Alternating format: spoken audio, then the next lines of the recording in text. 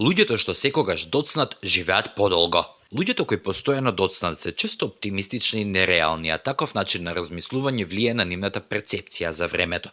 Тие тоа не го прават намерно, туку искрено веруваат дека ќе успеат да завршат се што испланирале и дека ќе стигнат каде што треба на време. Професорот по психологија Джеф Конте од Универзитетот во Сан Диего направил истражување на таа тема и испитал два типа на личности. Тип А, кои биле нестрпливи и склони на надпреварување, и тип Б, креативни и опуштени. Поединци склони на доцнење ги сместил во типот Б. Задачата била испитаниците од двете групи да се обидат да погодат колку време изминало, а изминала само 1 минута. Луѓето од групата А рекле дека се 58 секунди, они од групата Б дека се 77.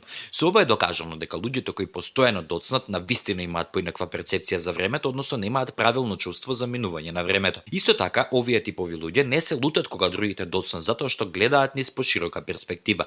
Покрај тоа се поспонтани, не се оптеретуваат со работи на кои не можат да влијаат, например за тоа зошто автобусот доцни. Затоа околу себе шират позитивна енергија која на другите им делува пријатно. Таквите луѓе се во состојба да започнат со пакување на коферот 5 минути пред заминување на пат, да пронајдат сместување или лет во последен момент. Тие се оптимистични и не размислуваат како нема да им успее оно што го наумиле, па макар тоа го направиле и во последен миг. Поради тоа што често можат да бидат поуспешни во животот, имаат шанси да живеат подолго од луѓето кои не доцнат никогаш, но имаат и тие своји мани, велат истражувањата. Со оглед дека не може да го контролираат времето, така често немаат контрола ниту над парите, не се истрајни на пример и во завршување на диетата која ја започнале. Тие повеќе живеат за сегашноста отколку за иднината, па штедењето за староста не им е некоја посилна страна.